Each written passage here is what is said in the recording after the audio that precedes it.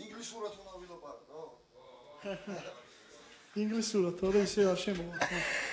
One, 1 2 3 1 2 3 check sound, check sound. Check sound. 1 2 ხო ჩვენი მარო, ჩემი ხმა გესმის? არა. 1 2 3 1 2 აი ეს რა ქვია? I'm out of practice and I'm I'm out of practice. And I must polish up my English. 1 2 3 შეწი გესმის ჩემი ხმა ძმა? 1 2 3 დღევანდელი 1 2 3 4 5 6 7 8 9 10 11 12 13 14 15 16 17 check sound 1 2 1 2 1 2 1 2 1 2 3 დარბაზის ხმა 1 2 3 დარბაზის ხმა 1 2 3 დარბაზი 1 2 3 1 2 3 ჩემი ადაბალ და იმისა მაღალი 1 2 ვიცი ხობა Rastva, irastva. Irastva, შეც გესმის ჩემი ხმა? შეც. 1 2 3 1 2 3 ცა ახლა ვინახავ არა ორივე ერთ დონეზე მაქვს გამოშვებული 1 2 3 1 2 3 1 2 3 1 2 3 1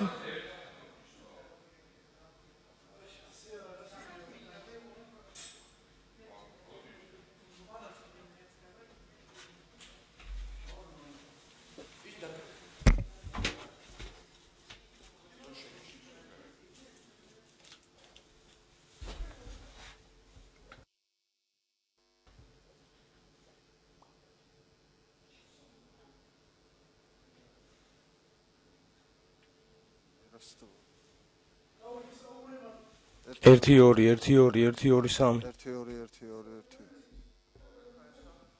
ეგაც არის მან. ხო და მაგას ვამბობ.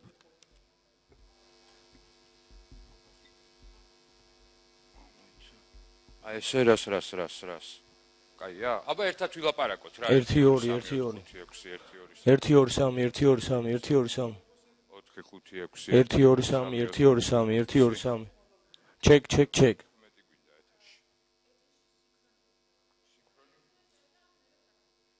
ორივე 1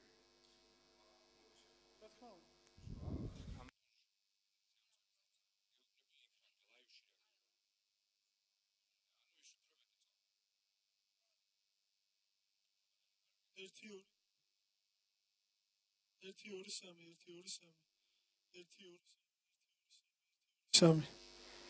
1 2 3 1 2 3 1 2 3 1 check 1 2 3 1 2 3 1 2 3 1 2 3 1 2 1 2 1 2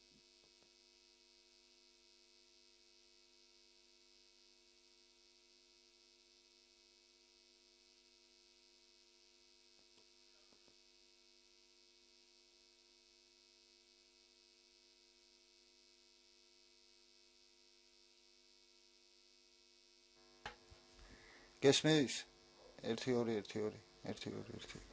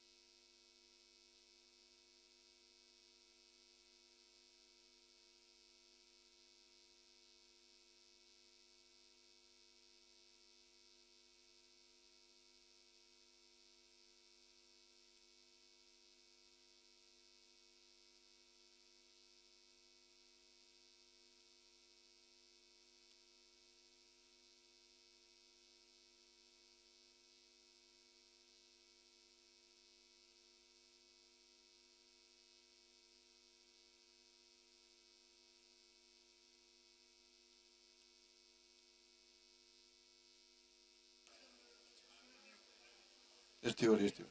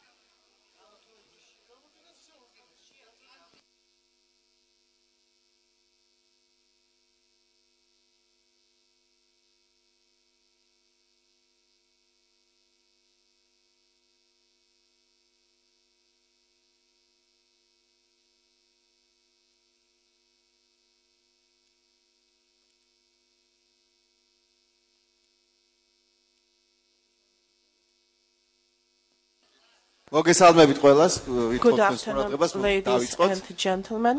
Let's start, please. Thank you very much for joining us. Well, we know it's beginning of the week, work hours, we all have things to do.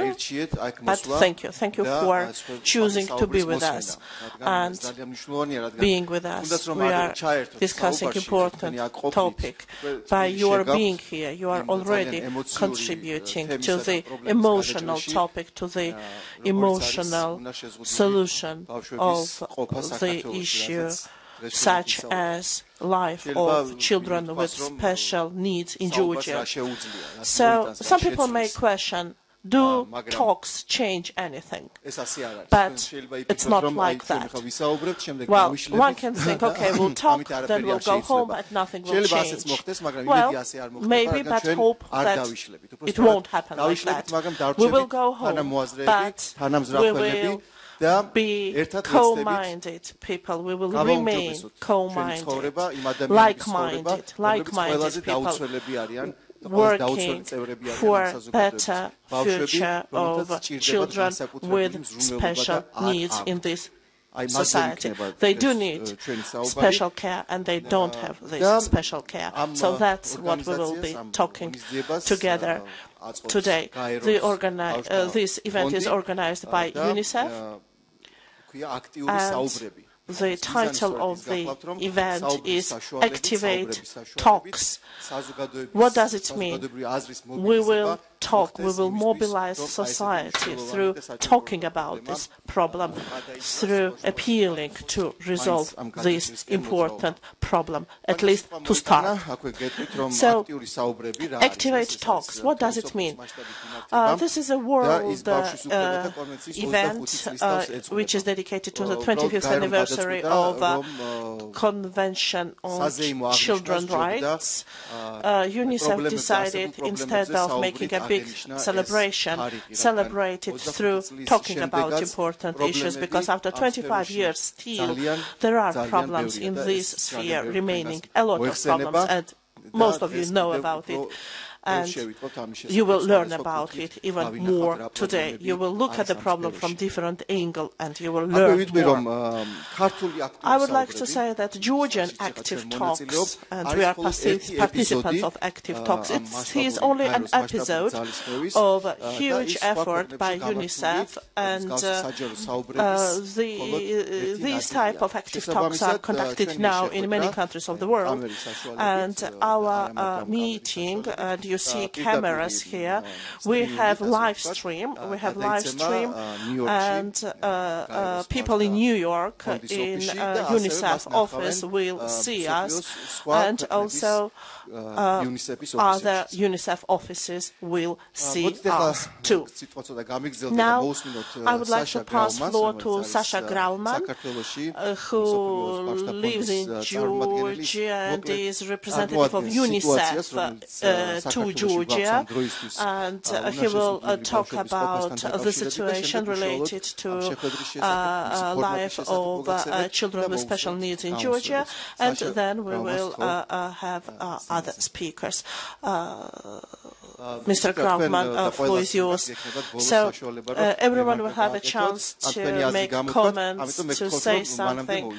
So but we will have time for discussion, so please keep your questions till time for discussions. In Georgia, there are 9,000 children registered as having a disability. 9,000 children is 1% of the entire child population.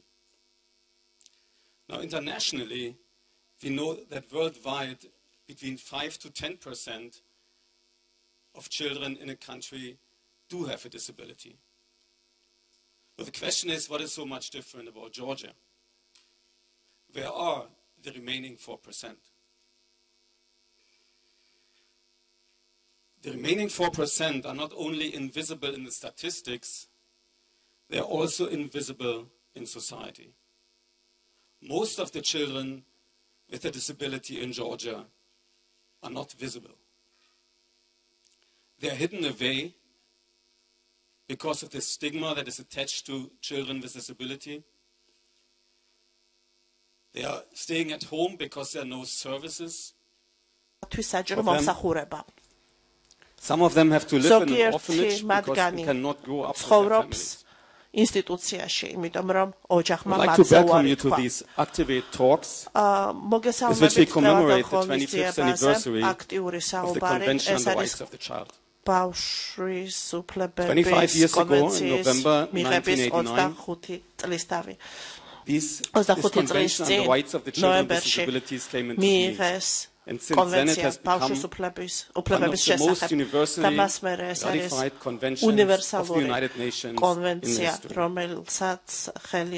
convention defines the minimum standards that every child is supposed to experience and the minimum rights that they're supposed to have. And while there has been significant progress over the last years towards these rights and towards sustaining these standards, there's still too many children to მაინც უამრავი ბავშვი დარჩა ამის მიღმა და საქართველოში ერთ-ერთი ასეთი ჯგუფი რომელიც ყველაზე უმწევა, რომელიც ყველაზე მეტად არის დისკრიმინირებული, ეს არიან ბავშვები შეზღუდული შესაძლებლობებით. და ჩვენი დღევანდელი ღონისძიებით მეშვეობით ჩვენ მოუწოდებთ სამყაროს დაგვანახეთ კონკრეტული პროგრესი ამ ბავშვებთან მიმართებით.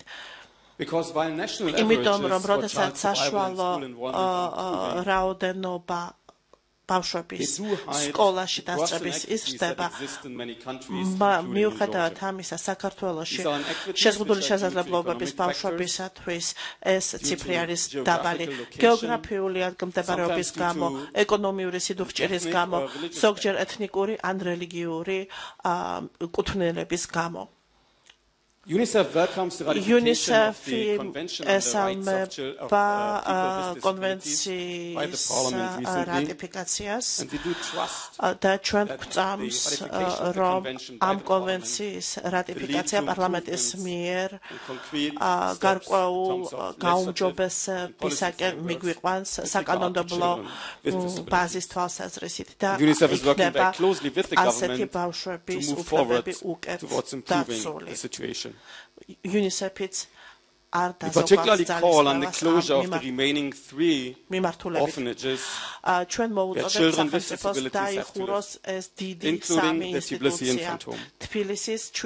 And we call for the establishment of an alternative care system, including for children with the most severe disabilities.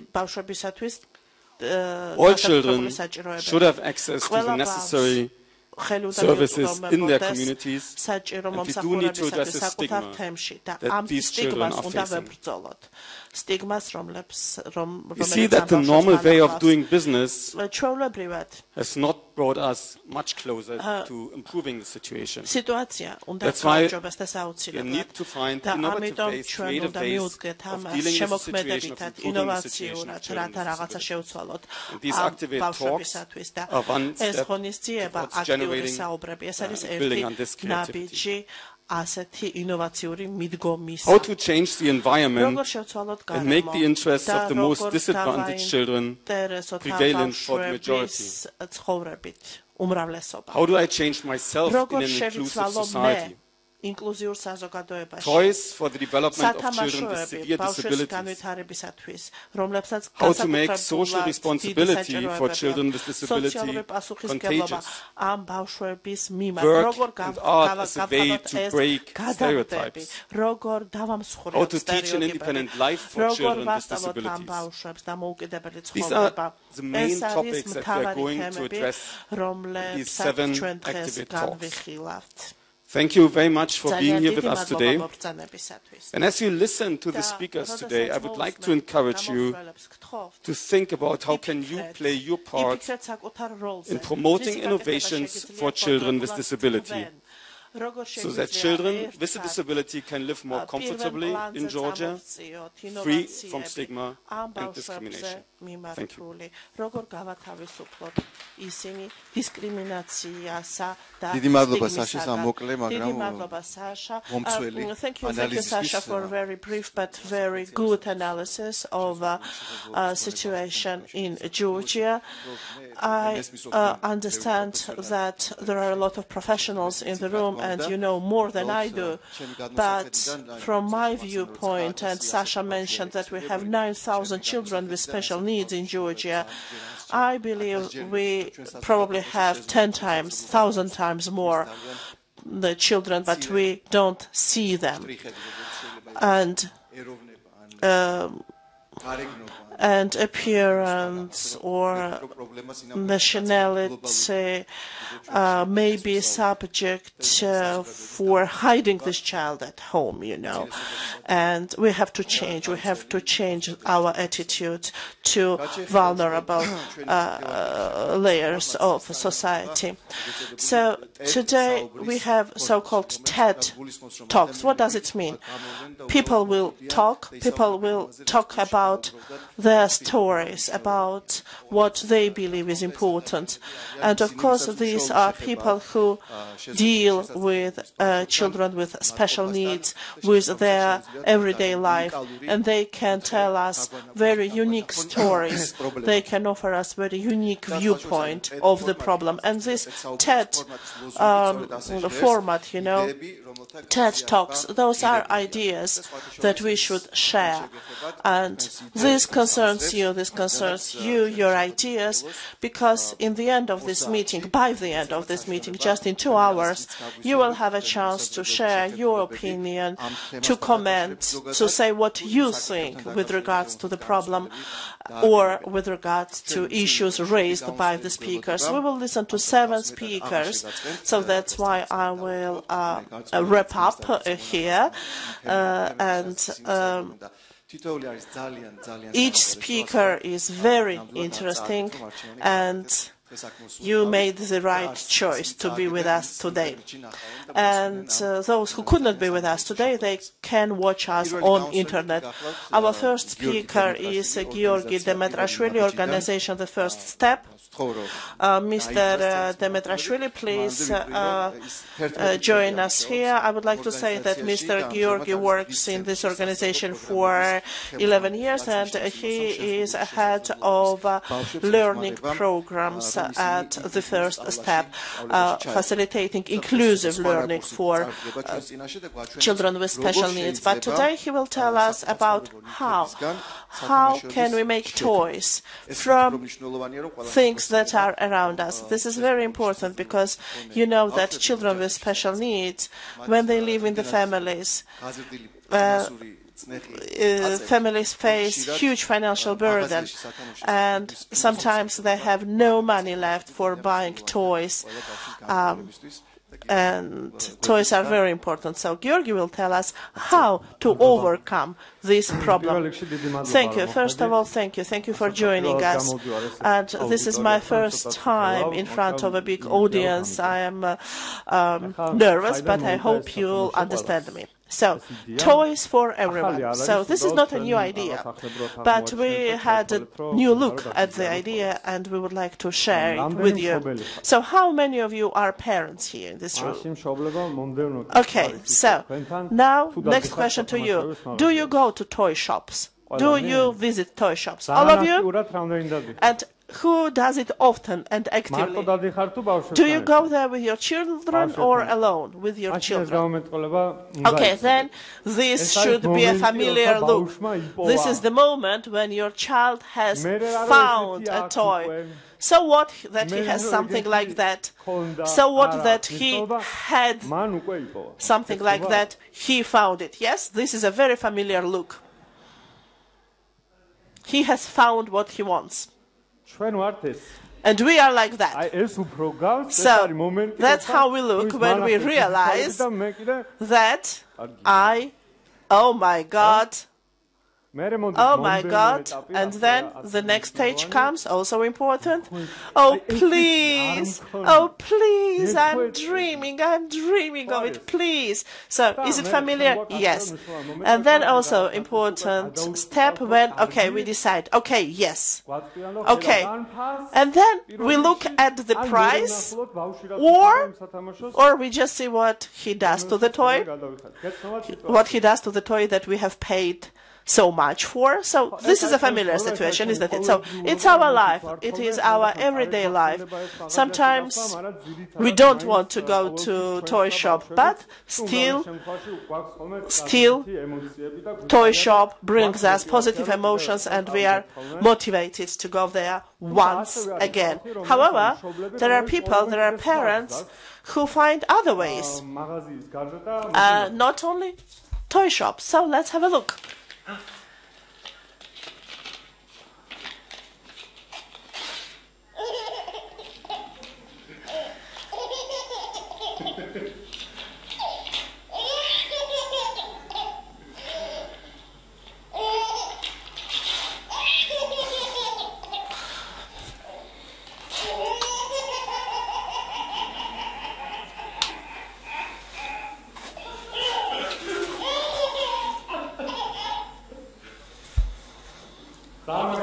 So it's a good moment, yes?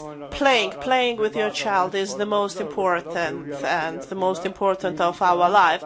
But it does not take much, to make this little person happy, to give him positive emotions, to become more active, to become more adequate, at least to have good memories when he grows up. He or she grows up. But this is also very important for a parent. So parents will understand it's a huge emotion when, yes, you are tired, you go back home, you have a lot of problems, but your child starts giggling when he sees you and you realize that you are in a different world. It makes you happy. So these are things that we often forget about and we don't pay proper attention to it. However, this also happens in our life. Unfortunately, and we will be talking about it, there is a topic, and it happens in our life, that there are families and that there are children who would not laugh like that or do it much more seldom. They don't remember when they laughed for the last time, and a parent might not even remember when he played with his children. And not to make things more complicated, you may have situations when you, as a parent or as a friend of a family, and if I talk about myself, I as a specialist, I just got stuck, and the first question that strikes my mind, what can I do? What should I do with this child if I'm a specialist? Or a parent asks me, yes, I care, I feed, but playing, which is very important for development behavior, that's where I get stuck. And I have more questions than I have answers. And from our experience, when we worked with parents or when we work with teachers, they name it to be the problem, stemming from the child's condition or from the family's condition, to be the problem that hinders child's development. So how can we resolve the issue. We have discovered that the first thing is to forget about your previous experience, forget about when you were young, and look at playing innovatively, differently. Just imagine, what does the child like? What does he enjoy? So when he sees me, and mothers know, when the child was very small, you know, when a child would cry, only a mom would know why the child is crying. Yes, so don't lose this connection. You as parents, you as specialists, look at what child's interests are, because there are no children without interests. Any child has interests, and after that start thinking about creating activities that would facilitate, foster search.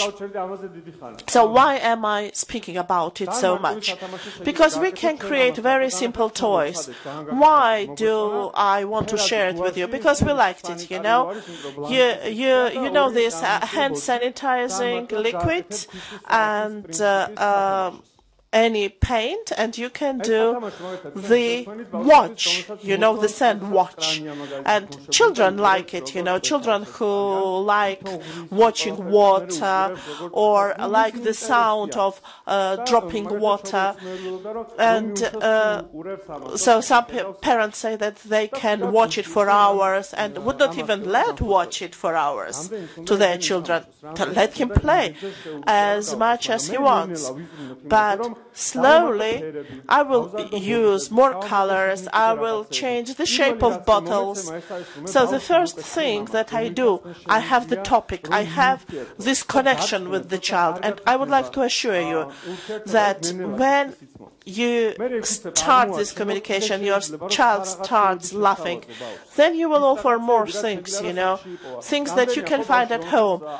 Well, there are children who love kitchen, you know, like leave my pan alone, leave my fork alone. Let them play. Watch, try to find what they like. Try to help them. Try to help them discover the toys they like. Let them tell you what they like. And you have to be there when this discovery takes place. You have to share it with them. Because you will discover a lot of simple toys, and you'll say, oh my God, how it never struck my mind before. You know, for example, used bottles. Just throw things into bottles, close the bottle, and shake it, you know. Children will love it. Give it to them. But be with your child at this moment, because the main goal of playing, well, it may be very chaotic in the beginning, but remember that this chaos, you will clean it, you know, but this chaos may bring a lot of positive emotions to the child. Suddenly you will realize that you are sitting next to your child and you are also playing, you know, and playing joyfully. So this brings happiness to you and to your child. And you will arrange, for example, you will give toys to the child, but he will find his ways, you know, he will find his ways on how to entertain himself. What is our goal? Goal is a positive emotion for your son, daughter, and for you. Thank you.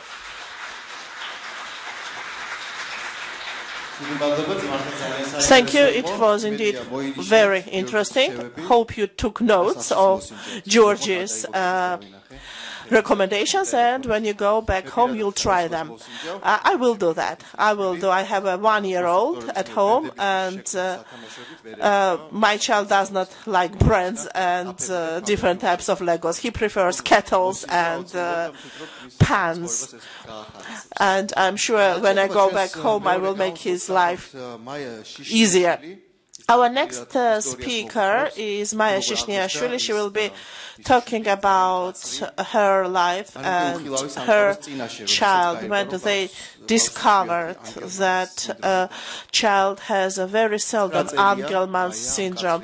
Maya fights this reality for 9 years now, because this is a very difficult reality they have to adapt to. They have created a community called Hand in Hand, and She turned her own house into a community house, and now the government has to replicate these good ideas to give chance for a better life to other children.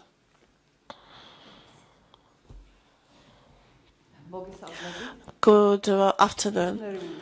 I'm also excited, but I would like to tell you a story which started long before than our houses, hand in hand. It happened in 2005 when my son was born, my joy, my love, my happiness, Levancho. And as many mothers, I was very happy, incredibly happy, but I learned about his health problems immediately.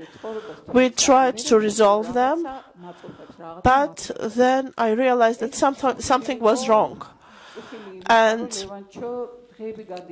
Levancho for weeks, for months, was not learning anything. Sometimes I realized he was not learning anything. I was asking doctors, they could not give me straightforward answers. They used to tell me, oh, he will catch up. But then I went to United States to study, and I took Levancho with me because I thought that I would find answers to my questions there. They would be able to tell me more than they were able to tell me here. As soon as we arrived, I subscribed him to early development program, and when they assessed his situation, they told me that he has hard condition, not light, not average, heavy condition. Then he was 2.5, and I realized that practically he lost his chance to catch up with his peers. But we continued to live because we were in the country where a lot of services were available, and at the same time I started to investigate what services are available for children with limited abilities, and I started learning a bit about it, and I thought, when I go back I will do something. And we came back to our country, and when we came back, actually we received the results of test results, and they told us that Levancho has Angelman syndrome, very rare disease, and it is often accompanied by epilepsy attacks. Also, they are often retarded, and they need a person helping all the time. They also have ataxia. They can't talk, and I appeared in a situation when I realized that it is the end. I don't know how to live. I don't know how to continue living. And this fear, the fear of tomorrow, when maybe I will not be with him anymore, and no one would help him, it was paralyzing me, you know. Then I started thinking, what is this fear coming from? And I realized that I was afraid of the following day, of tomorrow. I did not want my son to be institutionalized, where his desires would be neglected, his personality would not be respected, because in our society, if a person has a status of special needs, and especially if he is retarded, they think that he has no interest. We can make decisions for him. We can do things instead of him. He does not know what is good, what is bad. We know. And I realized that this was my biggest fear. And I realized that I had to work here where Levan will grow when he will grow up. One day when he won't be with me anymore. And it had to be a family house, and it had to be an environment where his interests would be taken into account, where people would do everything to make him feel good. And that's when I started to think pragmatically. I started looking for donors. I spoke to representatives of the government about possible financing, and I found the people who could help. But I couldn't find the house. But it was already a small part, because nothing would stop me anymore. And I decided to take my house in Gurjani, where I was born and where I grew up, to give this house for this purpose, for the people who would start offering these services and would make it part of their life. So we received, in 2011, December, we received these children and we started to work. After a year and a half, and I must tell you, the first year and a half was very difficult and emotional. Maybe because we, from the very beginning, did not take into account that people came from institutions, from the place where they were subject to stereotype. And we were offering them everything. They could do anything they wanted. So we realized that it was too early. First, we had to work with them to increase self-confidence. And after that, we continued. After 1 year and a half, once when I went there, just as a guest, not to work, we spoke, we had a cup of coffee together, and suddenly I had a new look, I saw the change. I saw them being proud of themselves. They were not suspicious anymore. However, they were suspicious in the beginning. Their behavior, the way they walked, the way they did things, the way they talked, the way they laughed, it was full with self-confidence. And that's when I realized that I made what I wanted, I managed, I created the environment to provide dignified life for these people. And finally, I would like to talk about Angelman syndrome. A few days ago, I have found an article about a woman. Paula Evans is her name. Her child also has Angelman syndrome. This woman, she created an empire. She created a fund. She established a fund that finances research to treat children with Angelman disease. Very interesting results, by the way. Unfortunately, I did not do anything like this. I could not improve my child's condition. This is Levancho, my son. But I tried to change the environment. I tried to change his lifestyle in the future to make it better. And this is little Mariam. She was born 6 months ago in our family type house. Mariam was born the night before Christmas, and they wanted to take her from her mother because they thought that parents with disabilities would not be able to care for their children. We managed to keep Mariam with us. One of our employees is a caregiver to Mariam, and Mariam, this way she is near her parents. But it's not what I wanted to say. Actually, I realized that what I have done is only a drop in the sea. What we have to do tomorrow and the day after, we have to create a house for people with parents with limited abilities, where they will be able to live with their children regardless of their health status. And this is possible if adequate help is offered to them, and I'm sure we will be able to do it. Thank you, Maya.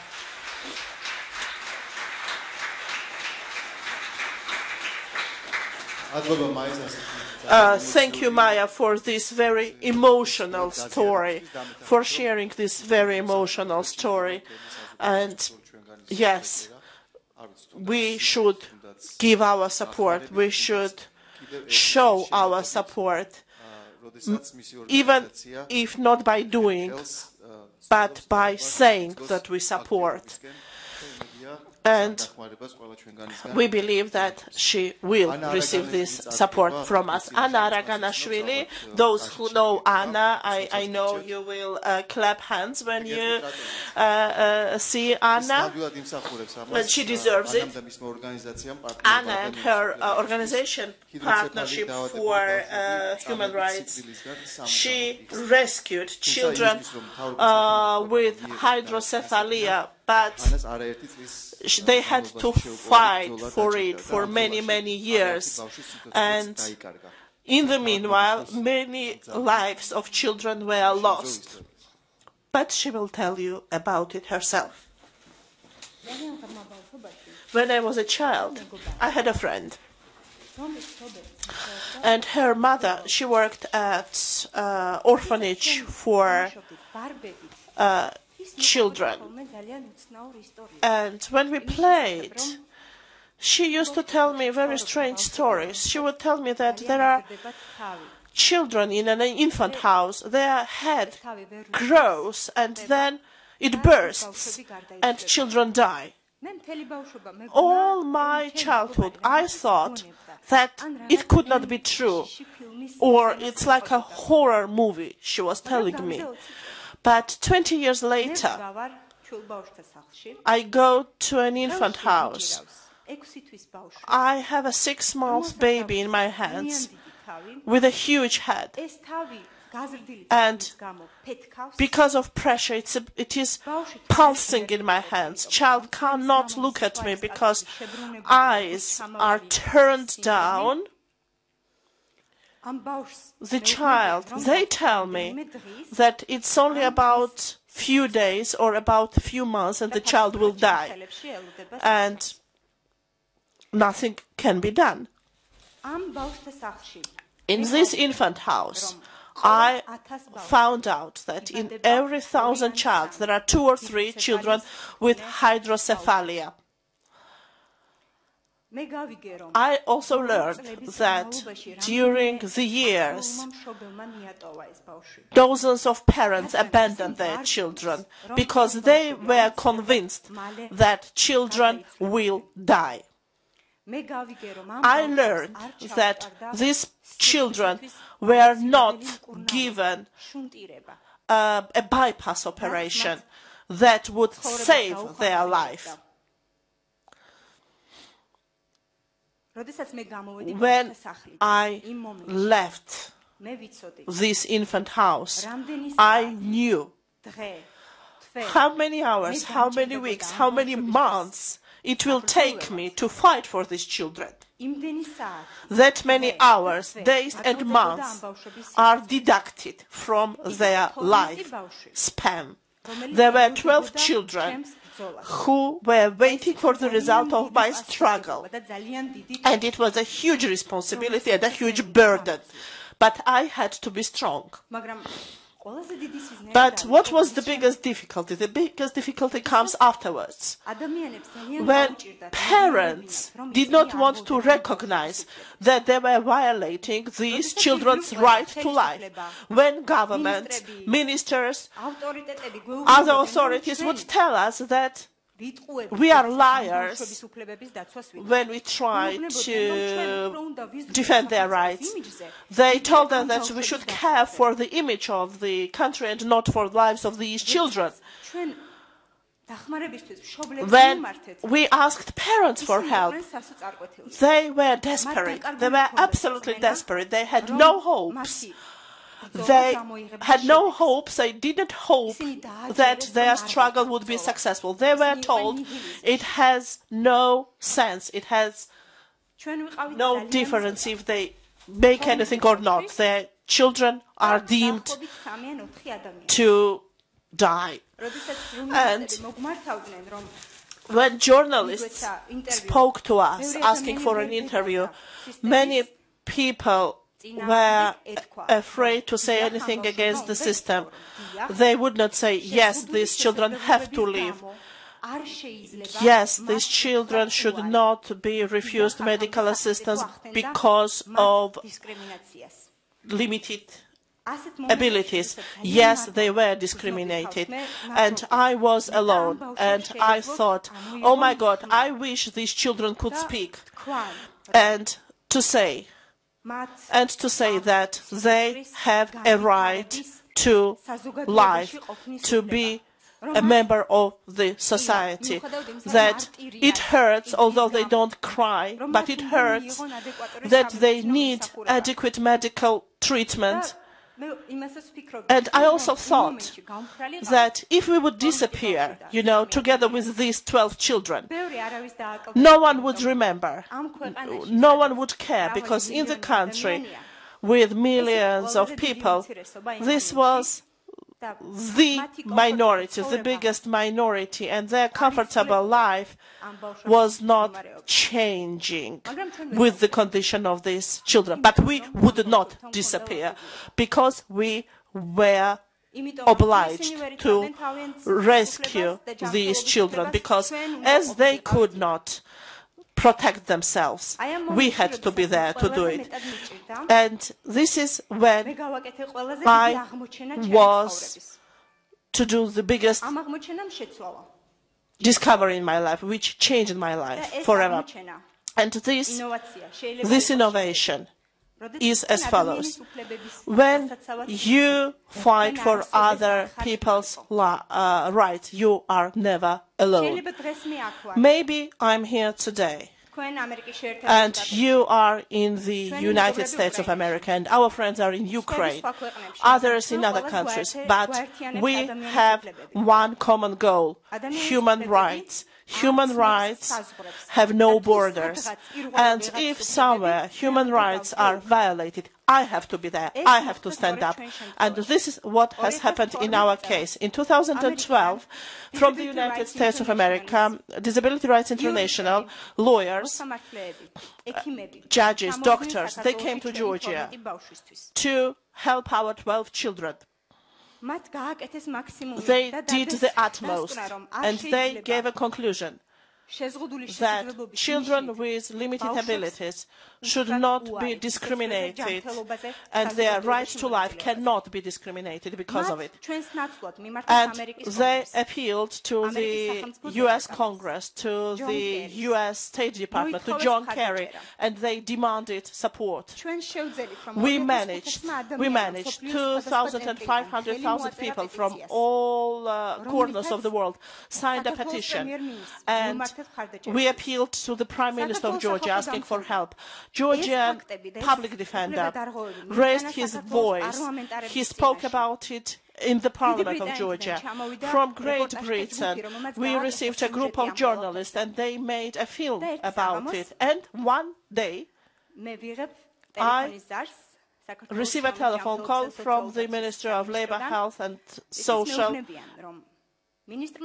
Affairs, and they tell me that the minister is just about to sign regulations stating that every child born with hydrocephaly will receive treatment, and it is mandatory. And I realized that maybe from those 12 children, many of them are not alive anymore, but these 12 children rescued others who were born or will be born, and they rescued us from indifference, and they united us to protect children with disabilities. 1 month ago, I received a letter from the Ministry of Labour, Health and Social Affairs, a letter of gratitude for what we have done, and this was a breakthrough. We managed, and we brought our vision to the government, and today we are sharing the same platform. But it is not for me to feel comfortable or stop. No, it is only a ticket to future struggle, to future fight, because I realize that there are a lot of children with limited abilities living in institutions waiting for us, and we will not stop until we change their life for better too. And finally, I would like to cite Margaret Mead. Never ever believe that people will not change the world. They will.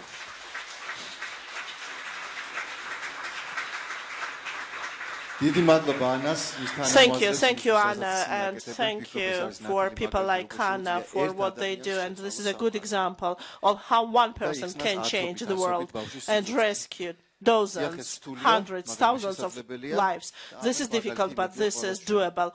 And I believe Anna's example is a very good example, not to give up, never to give up, and not to give up when it is the most difficult, not to become indifferent, especially when we are talking about something which is the most precious, the right to life, and especially when it is right to life of a child.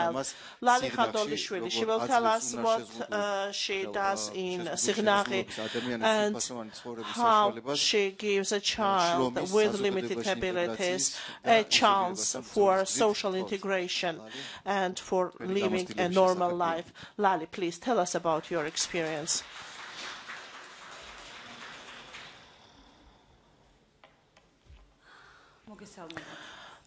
Good afternoon. Community Kedeli was established in 1999. The idea, why did I decide to establish such a community? It came to me unexpectedly. However, it came to me from different sides. You know, I can't even name the particular reason, but I'll tell you, in 90s, end of 90s, what happened in my neighbor's family actually changed me as a person. And I realized that this is what I have to do, that I love these people and that I have to dedicate my life to doing to these people. So there was a family with a parent with disabilities. It consisted of 3 persons, and suddenly a mother and a child died, and a person 25 years of age with mental disabilities remained alone. And I remember it was a horrible tragedy for everyone, because we neighbors, we were discussing as to what we could do for this person. Well, we were just saying what, who, because there was no caregiver, so who could do something? But it never came to our mind that this person should be brought to our own house, and no one decided to take him and make him live next to our children, you know. I don't know why, but I started looking for a shelter for these men.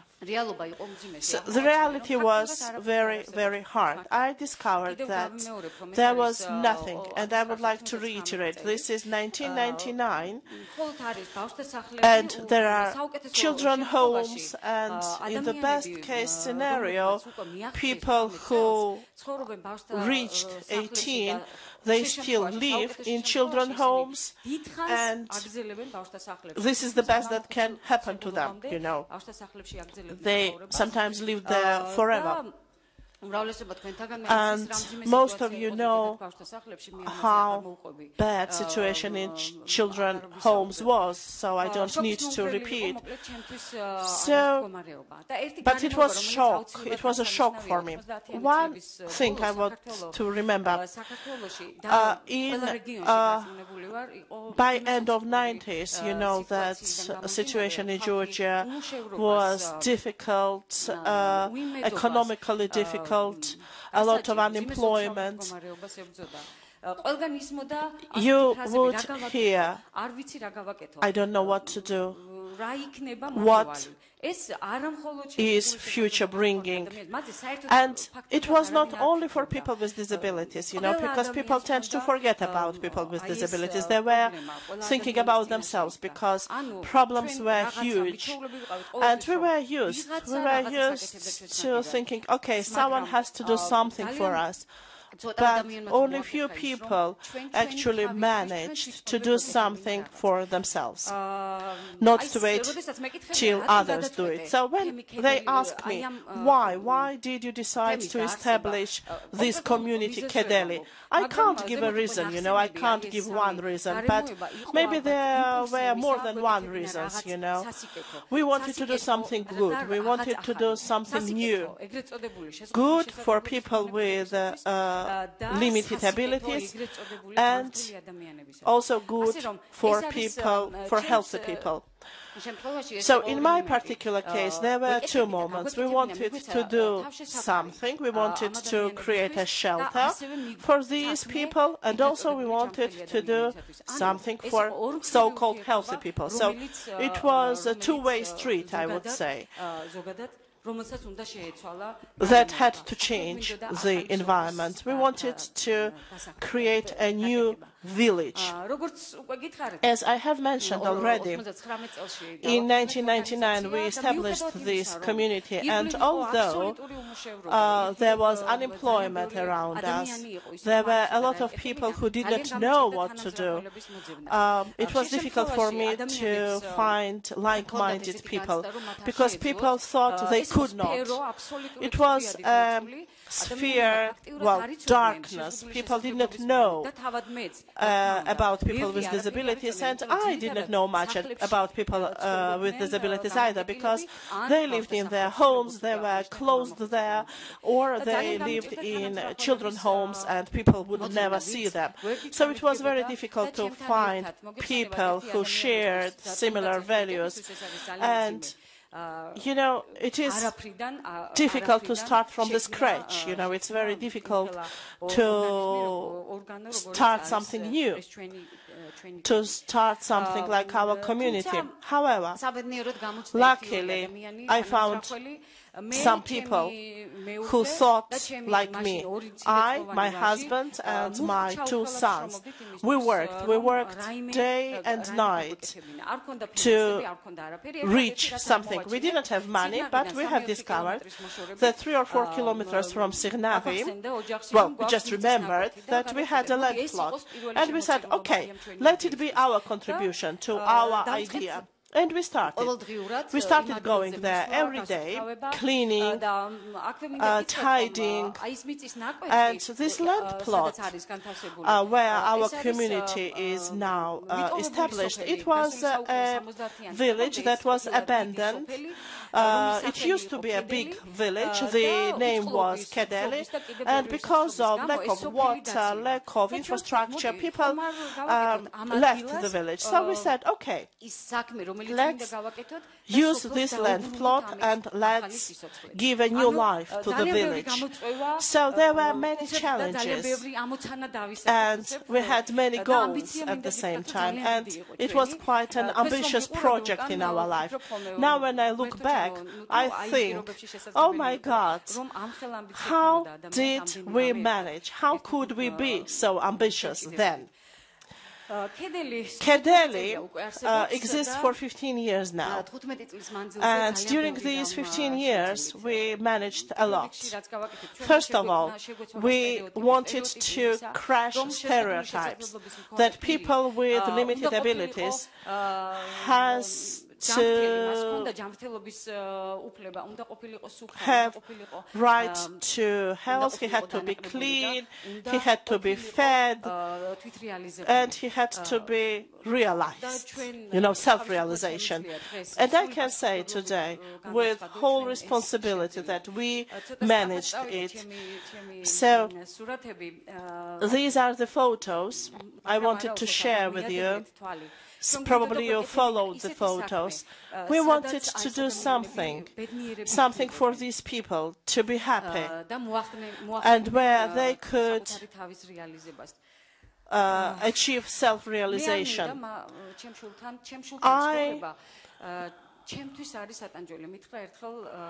I can't live with my child, told me a mother of a child with limited ability once. Why do you want to leave my child? She could not understand. But suddenly I realized that these children do much more to us than we do to them, you know. So when you care for someone, it's not surprising. However, 15 years ago, it would be surprising, because we would be concerned only by rescuing them and not letting them die. This was the priority then. So also I would like to remember one parent when she told me, "Do you really believe that my child will ever be able to do something?" Yes. What we do today in our community, this is a proof. This is an everyday proof of yes, they can. If you create proper environment, you will discover that they can, that they have a lot of skills, they have a lot of opportunities, and they can do a lot. For 15 years, during 15 years, we, with help of donors and our friends, we built 2 houses for 21 people with mental problems, mainly with mental problems. During the daytime, they do different things. They work, we have a farm, we have a carpentry, we have a knitting workshop, we have a bakery, and they do their small things. And what is very important to mention, that working is important for these people, and we really think a lot about their spiritual development. And I would like, well, I am a teacher, I used to be a teacher of music, and I can't say that I give them special music lessons because I am very busy. However, when we live together, we do things singing, we do things with love. And 2 years ago, we produced a CD with our songs. And finally, I would like to say that there are no limited abilities. And I would like to repeat, if we create healthy, proper, right socio, they are much better. They can do much more to us than we can do to them. And one of the dwellers, you know, it's a parent with Down syndrome, and it was a big charity lesson, you know, forgiveness lesson, because sometimes when I was saying something about someone else, he just looked into my eyes so deeply. It was not from this earth, and it was only one look. Deep into my eyes. Let's look into their eyes. Let's stand by them. They need us a little bit. We need them much more.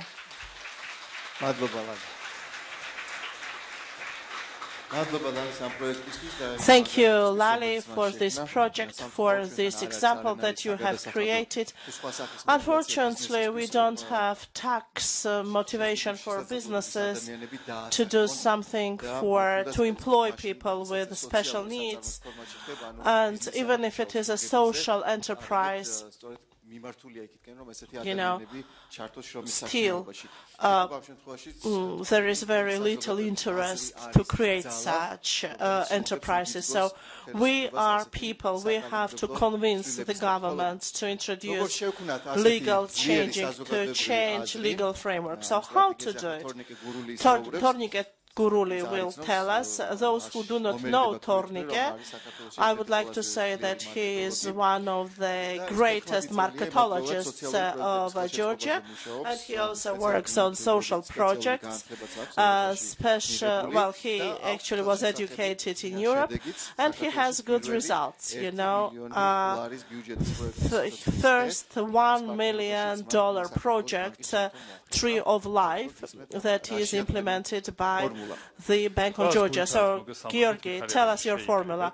I welcome you all. I'm Tornike. Tornike Guruli is my name. I live in Tbilisi. In old Tbilisi, I have a lot of friends, and I teach at the university, and I have 4,500 friends on Facebook. When I used to meet my friends on Facebook, or businessmen or others, they all would tell me one thing: I want to do something, I want to change something, I want to be better, I want to be useful. And suddenly I read a book and I find a citation of Lao Tzu. He says, you are responsible not only for what you do, but for you could have done and you have not. So then with my friends we sat down and we thought, what could we really do? And as we worked with the Bank of Georgia, we decided to create a platform, an innovative platform. Innovative platform means that, well, you never had it in Georgia, no one has done it before, and you have never heard about anything like that before. So we have created something special. And actually we borrowed it, I would say, from old Georgian. We created a tree. We created a platform for companies, for people, where people could actually share some activities with each other and also share responsibility and care for children together. So we created a platform for children with disabilities, and we attracted many people from NGOs, from communities, from neighborhoods to change the environment. And we did change the environment, and we are still on our way. But we did a lot. But we still keep doing. So, together with our partners, we prepared a textbook, native language, mother tongue textbook, and math textbook for children with disabilities. This is also one of our partners who is in Zugdidi, and he helps us to do it. For children with hearing impaired hearing, we for them and for their parents, we prepared a dictionary for gestures. A lot of children can't watch cartoons because they are blind. With one of partners who is here, and thank you for the great project, they made cartoons for children who can't see. You know, when a baby jumps into bushes, it gives a special sound, you know. And we do a lot, you know, we do a lot. And it has been mentioned that, well, we had a guest from Signari, a guest from Burjani. We have similar community in Gremi. And there are up to 70 children with disabilities. They needed water, they had no water, and we repaired the water infrastructure, water supply. And now they have water for personal hygiene and for agricultural needs too. A lot of children with disabilities, when they grow up, the biggest problem is finding employment later, because Georgian organizations do not really fancy such people in office. And we thought, what could we do? A guide with gesture language. Children with limited abilities, those who are just about to graduate, we help them to get their education in inclusive tourism and to promote inclusive tourism in Georgia. What else do we do? For example, tomorrow we have a huge event, and I'm very pleased because it was a successful project in Georgia, in particular in Tbilisi. You know, movement for children in wheelchairs is very difficult. So tomorrow we have presentation of huge project in Vazhavshavela Avenue. We have arranged 183 panduses.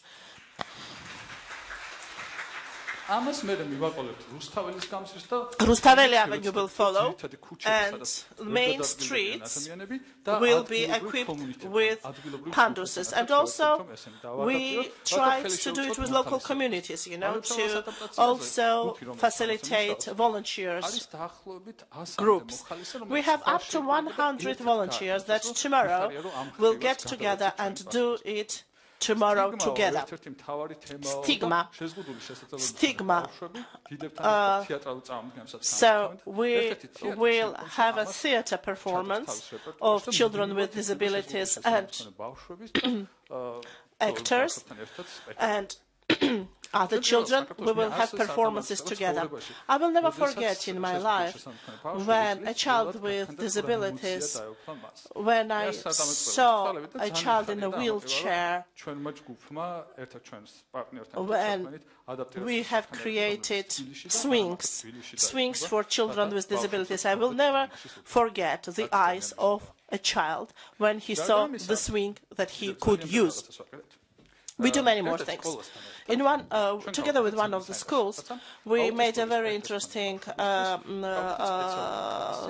project. For children with autism, we opened a special class. For example, we created an application to help them develop children with autism and more. Limited abilities do not exist, and very often I am sad because children and people with limited abilities are known because of their limited abilities, but there are a lot of people who have special gifts also. So we tell them, please come to us, let's do projects together, and we try to help children with special needs but with special gifts to become famous for their talents. We have published a book, and this book changed the life of many people because they read the book. And we try to organize different events to support, to promote their gifts and talents, to convince public that limited abilities do not exist. Now I would like to share a video with you. It's about what we do, but the text belongs to the person with limited abilities, Magda Natelauri. Unfortunately, she can't talk. She also has a problem with movement of limbs, and she writes her book with a pen fixed to her forehead. So now we will show you a video, Magda Natelauri, and this is our tree of life that we water every day because we really want it to blossom. To grow a flower, you first need to plant it. So this is our project, the tree of love. It was a seed of love that blossomed. Thanks to this project, my life has changed. My world has changed. I don't think that this project changed only my life. I see that this project spoke about problems of people with special needs. They opened swings for children, they arranged panduses, they arranged different events. And when a person can use the swing and say, why do you need it? And when he understands that it was for a person with special needs, that we also like swinging and we also like attractions, it's very important when they understand we are just all others. May this tree of love and tree of life blossom forever. Yours sincerely, Mark Arnatelauri.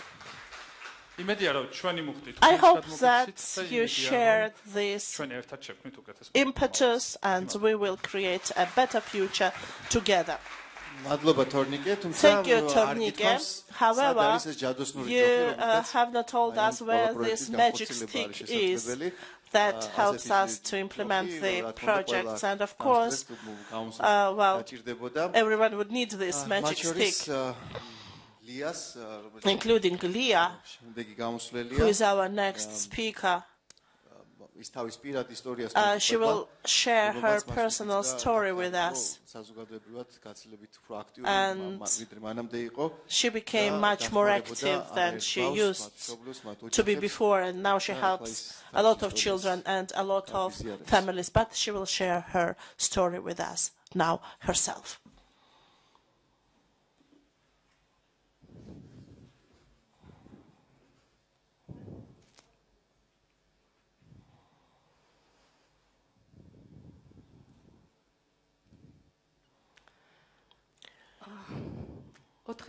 Four years ago, my second child was born, Theodora, with Down syndrome.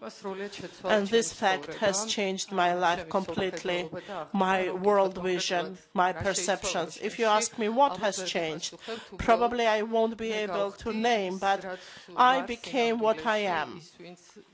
I became what I am today. I managed to find myself and to understand myself. And the difference between me and old Leah is that today I'm just connected to the topic of Down syndrome with every cell of my body, and everything I do for children with limited abilities. After a long day, when I go home, I see my two children.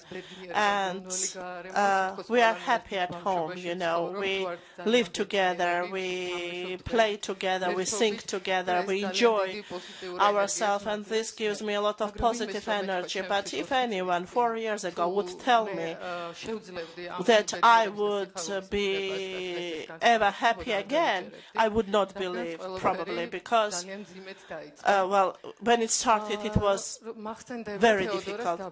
When Theodora was born, I remember my mother's absolutely white face. They give me the child and they say, she's beautiful, isn't she? And mother says, and I understand that something is wrong. I get nervous, I am worried, I don't know what is happening. They are whispering, they are going back and forth, they don't give me the child. On the third day, finally, after my huge effort, they told me that they have suspicions to Down syndrome. And I just remember of a child, his name is Lexo, and I try to remember everything connected with Lexo and draw parallels with my child. I am absolutely confused, but I try to be calm, but I can't be calm because everything around me is just boiling. And finally we go to Children's Hospital, and mother's instinct tells me that I should leave. I should not stay here with my child. They made me sign a letter that I do it. I am a person who makes this decision, and I am responsible for the life of my child. And if anything happens to my child, I am the only person responsible. And at 4 o'clock in the morning, we leave the hospital. a 4-day child, and I. After that, a lot of tests, and when they made a heart scan, it was white, and she was in green clothes, and I was crying. Some strange ideas used to come to my mind, and it's like as if my child was talking to me, you know, like she came to this world and they look at her at a microscope, and I wanted to take a pen and write everything, but I go home and suddenly I get fever, like 40 degrees temperature, and for 2 or 3 weeks I'm in bed and I'm struggling, and we are waiting for the blood test result. I did not want to believe. I thought maybe they are wrong, maybe this is the mistake. It could not happen to me, you know. It could not be my child, you know. And all these ideas come to my mind, and I keep saying, no, it could not happen to me. It could not happen to me. And on the 25th day, my parents bring the test result. It's trisomy 21, Down syndrome. It was the worst day in my life. I realized what was happening. I was crying a river. I sit down to computer and I type Down syndrome, a sacral world, and I'm trying to find out what it is. And since then, I'm always looking for some information. And second day after she was diagnosed, and my cousin comes and she wants to know about the condition of the child, and I have to tell her. And that's where the first struggle with society starts. I don't want to tell her. I go from a room to a room. Shall I tell her? No, I shall not tell her. If I don't tell her, what shall I do? She will find out about it sooner or later. No, maybe she will not guess. No, maybe they will not understand. Many people hide it. No, maybe I should. Maybe it's better that I should. And when she finds out, she will be upset that I never told her the truth. Probably I should tell her, oh my God, God, give me power. How to do it? Oh my God, what a shame. And all those emotions, you know, a child with Down syndrome, because Down is sometimes a word that we use to humiliate others, you know, and I can't say that my child has a Down syndrome. Then I forced myself. And I made it. And I told her that Theodora has Down syndrome. And that's when my life has changed. I realized, I understood what was happening, and I recognized her condition. I recognized her condition for myself and versus the society. And I removed the stigma, I removed this barrier. And I remember one doctor told me, don't expect anything from the child. She might not even recognize you. And then I remember Lexo, who was playing with us, and the only difference between us was that he was speaking in a strange way. So again, thinking about this Lexo, I start looking for information, looking for methods, how to develop my child. I read for nights, and during the daytime we do it, and then I find early development program, and I subscribe my child to the program. And actually we work together every day, and we have our own methodology, and it is just our way of communication, you know. I don't need to read anymore because I know everything by heart. I know how I should develop my child. I did everything to help her start crawling timely, to start walking timely, to climbing stairs, to drive bicycle, and to develop physically and to develop intellectually. And here is the secret of of our success, that I helped her to be independent. I have never restricted her. I don't intervene in her personal life, and she knows how to care for herself. And she does not like when you intervene, you know. She loves to be an independent child. She does not like to be dressed or to be fed. She likes to get dressed and eat herself. She is an independent girl, and when I let her play in a playground, you know, when I try to be like next to her but not intervene because I want her to be independent, very often people would comment, "What kind of a mother you are? You don't pay attention to your child, she will fall. Oh, be careful." And I said, "Please calm down, I'm here, I'm in control." And this is exactly what I do, you know. I give her independence, you know, because I will not live forever. I have to teach her how to be independent, and actually her brother helps me a lot, you know. They are playing together, and my elder boy, he knows about Theodora's condition, he knows he has to help, and moreover, I think about development of a child, but I also thought about how to share information with public, because I have discovered that there are many sites, forums where people talk about their children, openly share experiences, and I have decided, I said, okay, in Georgia we have nothing like that. Let me be the first one. Let me not wait for others to do it. So I opened a Facebook page for Down syndrome children, and I started talking openly about my child. I was supported by public. There were other parents who joined us. We created a group with more than 100 parents, and unfortunately only 2 fathers, and only one father is very active.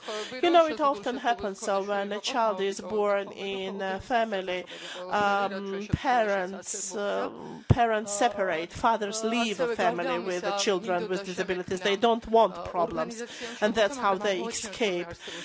And I wanted to create a parents association, but apparently it existed, so I became a member, and we actually have had a lot of projects on increase of public awareness, on resolving other problems related to education, related to health, or any other topic where we had problems. And we implement our projects in Georgia, but also we participate in international projects, and we cover broad society, and we also work with mass media that gave us an opportunity to expand, to cover as many people as we could. And every day someone calls, every day a new parent calls, "Are you Iya Tapatadze? I have a child with Down syndrome, what shall I do?" And I give advice, and we are growing every day, and we are getting stronger every day. And I believe that we will overcome all difficulties. So these were 4 years full of excitement, of pain, of happiness. During the 4 years I learned a lot, and that's how we came here. And I would make a wish.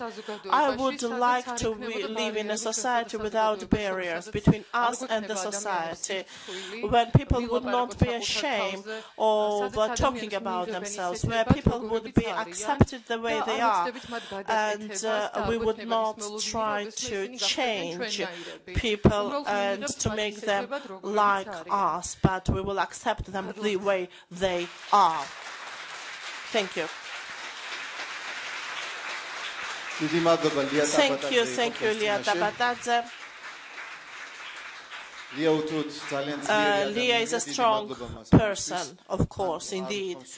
And she has not mentioned, but in 4 years she created a network of parents of children with Down syndrome. And in fact, she made life of other mothers who will discover this syndrome. They will not have to screen internet. They will find the Georgian side. And also thank you for fighting against the stigma, because it is very important that we overcome our own stigmas inside us, and we will become better professionals, better parents if we do it. And Maria Mikeshvili is also one of those who helped us to do it. Mariam has an organization, Marian is blind, and she helps people with similar problems. And I would like to mention that Mariam is very educated, regardless of her disability, and I think that she can compete with anyone in Georgian market. She graduated from US. She then studied in political science in Georgia. She made her master's degree in Norway, and now she has her own organization, Marian, who helps people who are blind. I would like to talk about how I change in different environments. But you will be surprised, and maybe it's a little vague what I mean when I say different environment. But you will understand what I mean if you listen to me. I will give you one example. Yesterday I was trying to cross a road just in front of my house, and there is a button for blind people. And if you press the button, you should be able to cross the street. So I was trying to cross the street. It was green for me. I was walking, and I started moving. And when I crossed the white line, the bus just passed by so quickly that I hardly managed to grab my stick not to let it break it. And luckily others did not follow him, and I managed to cross. So I went to the building called Moduli, and I started thinking about my first visit to Riga, Latvia, when we left the airport and took a bus, and it was so quick to take this bus, so easy, that I hardly recognized that I was on the bus already, and I only recognized from the cover of the bus floor, and okay, but I was even more surprised later. I took a seat, and suddenly I hear something. They say something. I was surprised. I thought, is it the bus stop that they announced? But then I thought, no, it is not possible, because we are in a former USSR country where they say we have no people with disabilities. Disabled people. They used to call them disabled people in USSR. And I actually tried to listen. I thought maybe it was someone talking. It can't be an announcement of a bus stop. But when the bus stopped again, they again announced something, and I was surprised. Yes, it was that they were announcing bus stops. I was surprised then. And I started thinking, and you know how it starts. You start thinking about one thing, and then your thoughts jump from one thing to another. I remembered my first visit to the United States, to a one-week workshop to Oregon with 10 children with disabilities, young children with disabilities. And alongside other exercises, we had sport events. In Oregon State, they have a special forest arranged for children and people with disabilities for active sport engagement. It is very difficult to list everything we had there. You could climb trees, from tree to a tree. You could climb a mountain. You can climb a wall. You could jump from a trampoline. And ropes, everything, water polo. So I can't even remember so many things we did, and it was very emotional. And two very important things that changed in myself, and not only in me, in these 10 children too. We were helping each other, you know, this essence of being a team member, you know, and this feeling, I managed, this means others will manage, and we have to help each other. And second, I can do it. Apparently, I do have a resource, I do have a potential to climb the tree, I do have a potential to climb a mountain. I can do it, and I would never imagine I would be able to do it. And moreover, one more very important episode that I would like to recall from my being in the United States, it's when they took us to a garden, to an orchard, where a local community used to grow vegetables and fruits to send to children in orphanages. One day we went there. I myself planted some cabbages in plastic bowls, and we would make small holes and plant cabbages. I lived in a house with a yard, and well, communication with plants was not a big surprise, but what was a big surprise was that I could do it myself. I could plant, I could fertilize, I could water them, and I did it, you know. So then we continued, you know, I planted, I watered, I fertilized some plants, and suddenly I have this feeling. I am 16, and a 16-year-old teenager, blind, I could do something for others. I could be useful to others, and I could care for others. And these two cases, you know, the sport events and working in the garden, indeed increased my self-confidence, and I realized that people's potential is much higher, and we use only very little of our potential, and we have to create an environment for people to use the utmost of their resource, of their potential. So I will not talk about America anymore. I came to Georgia, and I realized that in Georgia I wanted to do something that would allow me to apply things that I saw, things that I experienced in United States. Maybe only 1/10 of everything I saw there, you know. When you have independent, you can do everything you want, and you are like others, you are no different, and suddenly you think, oh, it was a dream and it's gone, you know, and suddenly you are again dependent on others. If you want to read a book, you have to ask someone to read for you. If you want to go somewhere, you have to ask your family member or a friend, and they have to find time to go with you. Or if you want to go alone, then they say, oh, it's stupid, why should you go alone? Because there are real threats every time you leave your house, and you may never go back to your house if you leave it, you know, and they don't advise you to leave the house. And it was a shock. It was a shock, and I realized once again that I had to do something for blind people, to change their life in Georgia, to bring more equality to their life. I passed exams, and I became a student of State University.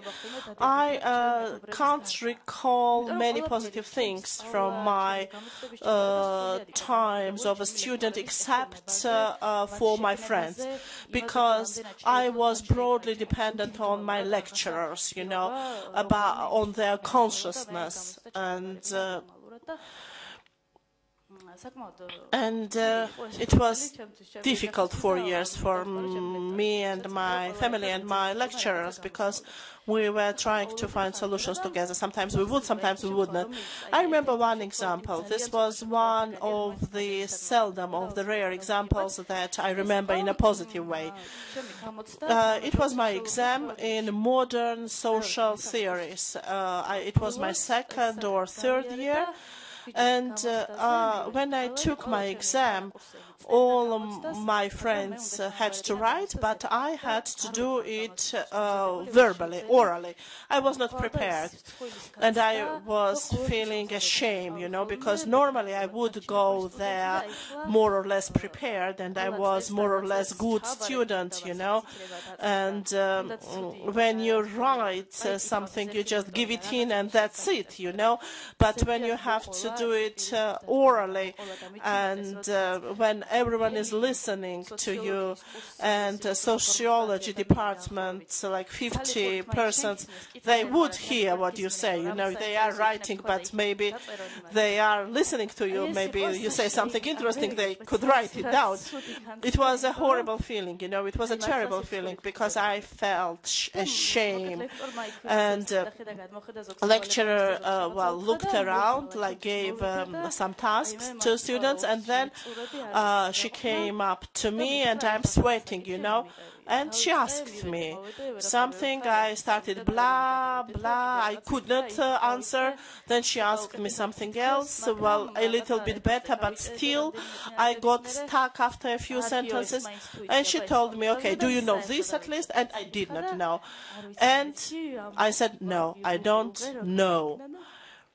And she thought, she gave a deep sigh, she gave some comments to other students like don't cheat or something, and she came back to me and she says, you are not prepared today, I can't recognize you. Now you are going home, you are coming back in 1 week, and you are taking your exam properly, the way you should. And I was very proud. I have never been so proud ever before, because in Georgia, for the first time, the first person recognized me as a person, saw my potential to study, saw my resource, saw a student and not someone who is blind.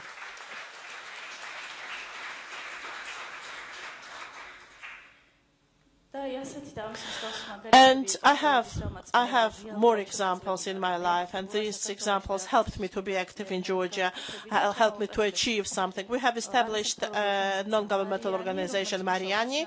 We work on rehabilitation of blind people, rehabilitation and reintegration, and we try to create environments for people with impaired vision to use their potential.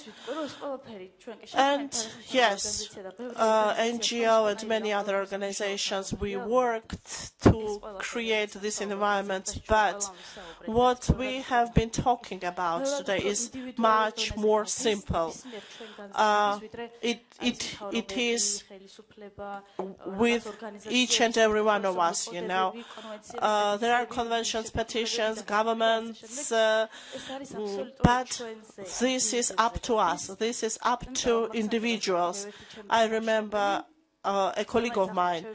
She is a friend of mine now.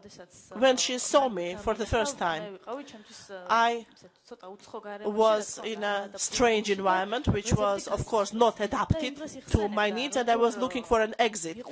And she was standing, looking at me, and she did not know if she could approach me and offer help or not, because she did not know how I would take it, and she did not know how to do it, how to offer help, or if she had to do it at all or not. But after this event, she did not approach me. I found an exit, but Later, in 3 or 4 days, we became colleagues, and today we are one of best friends. And I have never felt from her that she pities me, or she is better, or I can't do anything, or she has some advantages. Nothing like that. Nothing like that. We are equal friends, as well as with my many other friends. Now I would like to say goodbye. Thank you for your attention. If you are interested in a topic, it is all much easier than you think. Just try. Just put a blinder on your eyes and you will see more. Thank you, Mariam, for a very special story. These stories, we listened to 7 stories, all very important, all very interesting, and probably you also have a lot to say now. Unfortunately, we are limited in time. However, as we agreed, after today, we will have more chances, and let's give each other more chances to talk about it. Let's continue this conversation in social networks.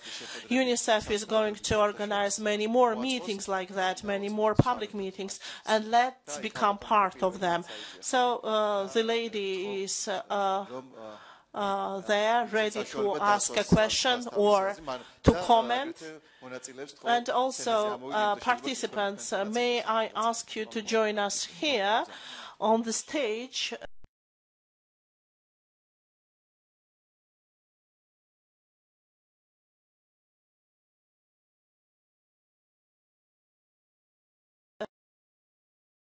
I'm very happy that today we so openly spoke about the stories, about something that happened to me 23 years ago. And I'm very happy with people who made presentations. Well, parents were always neglected. No one would listen to the parents. But today we are the speakers. We are the speakers, professionals and parents.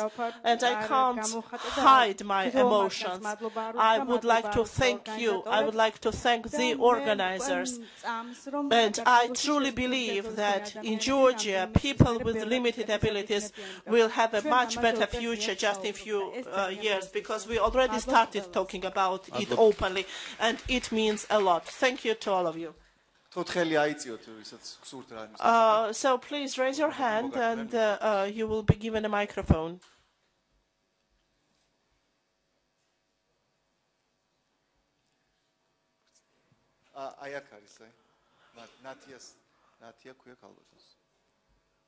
Natia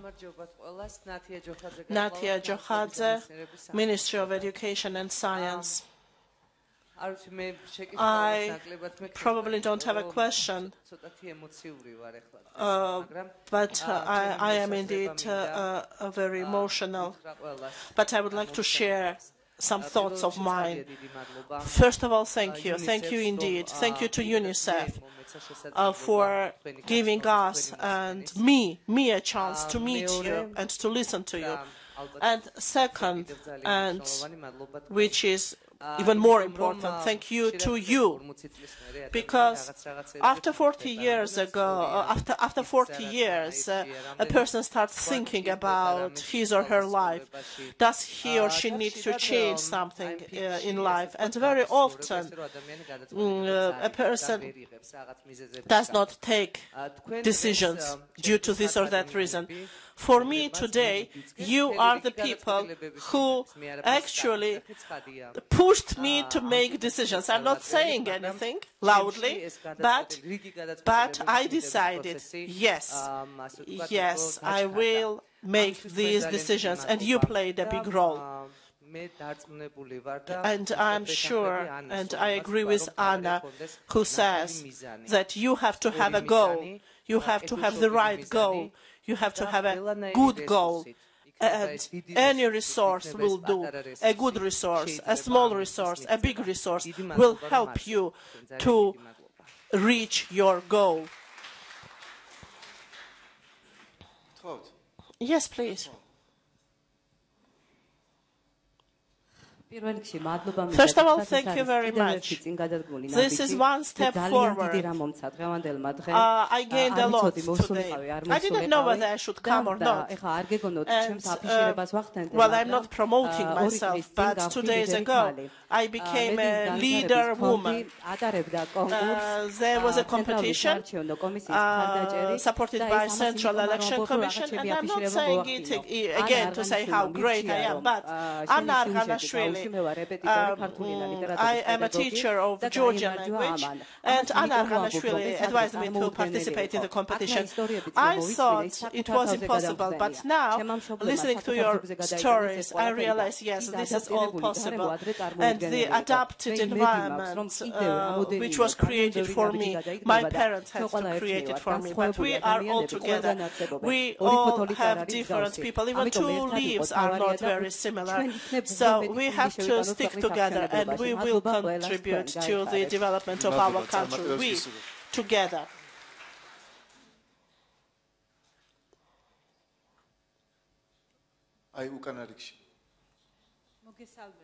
Good afternoon.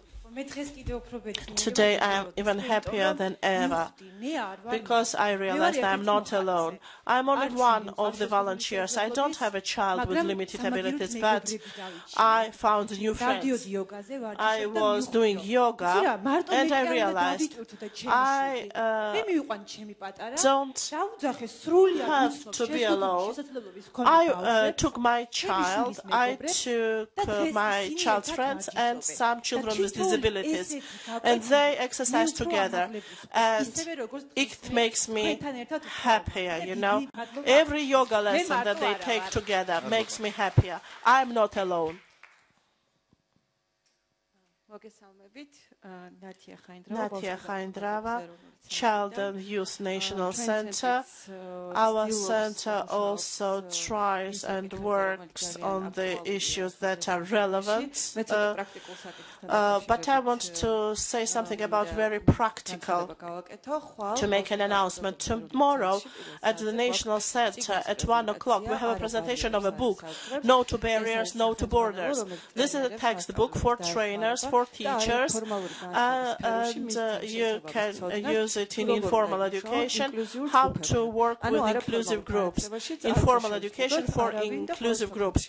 We should not limit anyone, and we should foster their learning process.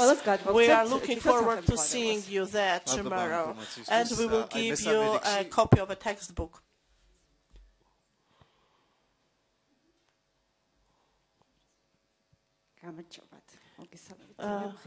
I am very excited. I want to say, Maigo, thank you. I learned that you had an event today. Today is a very special day in my life. I work at National Disease Control Center. Maya and I will work together. And in the morning, we visited a day center and we had an event. And when we entered, it's a different world, you know. Then I came here, and you know, I would like to thank Maya. Maya, I know you for a long time, but today I saw a different Maya. And thank you to each and every one of you. And I also wanted to say something else. Everyone has problems. I do, others do. But I swear that I had a different look at everything. I realized that there is something much more important in the world, the most important. Thank you for being with us here today.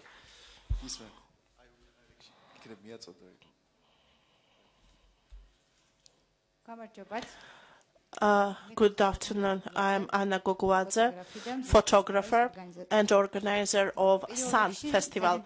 First of all, thank you very much to all of you for being so active, especially for children, because the Sun Festival, we had 9th anniversary, and for me this topic is very, very close.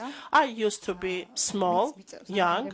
I am the one who has to live in this environment, and Tornike Guruli, I'm talking actually to you now. Thank you, Tornike.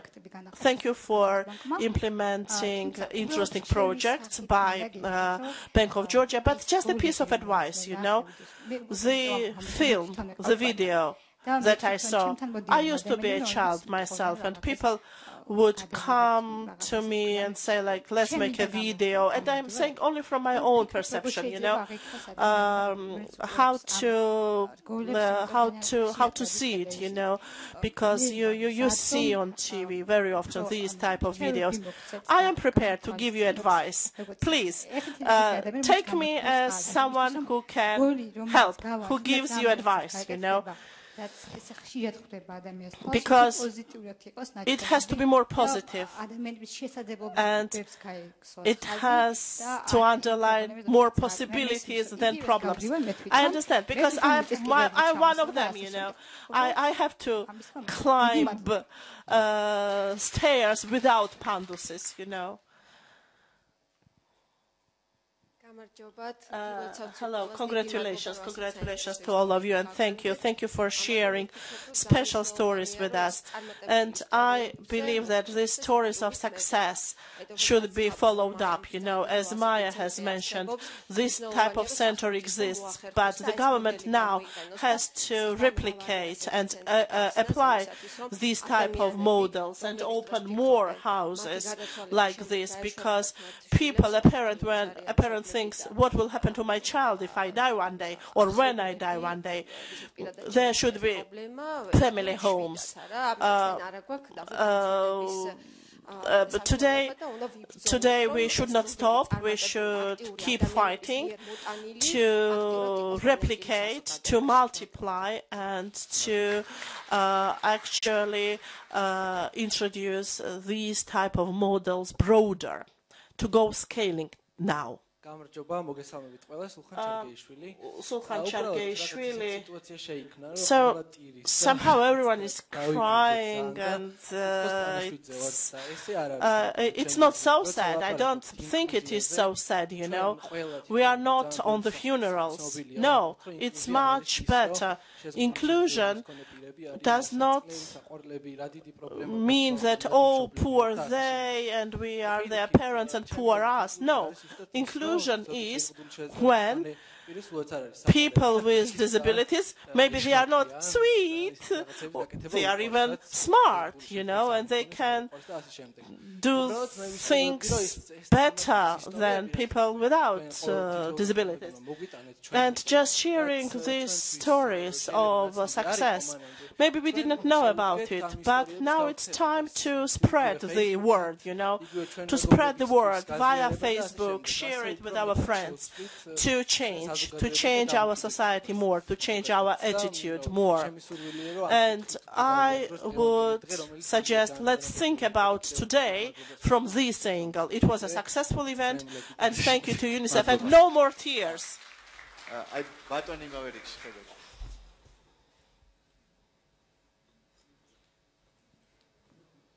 Zurab Varazim, Georgian Patriarch's Social Department head. The Patriarch of Georgia says very often that these people are not with limited abilities. They are people with special. They are special people.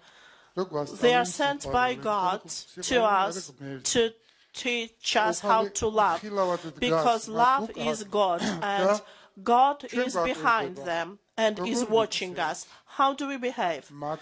How do we act with them and towards them? I am absolutely amazed by your stories that you have shared with us, and society has to know about these stories, and it's time to see. It's time to see, but carefully, because God is watching. May God bless you. You are good people.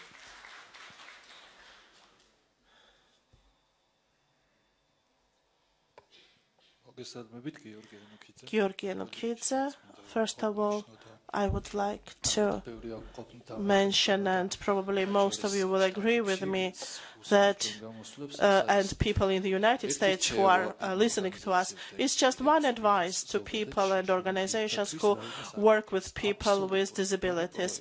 Absolutely all projects will fail if people with disabilities are not a part of it, especially in terms of adaptation of environment. People have to assess everything that is done. They have to try, they have to test. Unless we do it, professionals won't be able to take right decisions, to adapt the reality properly. Thank you. Can't agree with you more. So now I would like to sum it up. And we are not finishing yet. You probably noticed that there is some food and beverages waiting for us outside. UNICEF, I believe, saw importance of these meetings, and I believe UNICEF will support this type of dialogue. A few days ago, I was on jury of a European Film Festival, you know. The idea was to give a chance to citizens, not professionals, to make 3-minute movies about European Union. 90% of movies, 90% of those films were about people who are isolated from society, elderly people, people with limited abilities, with people with special needs. So time has come. We should start the dialogue on the topic. And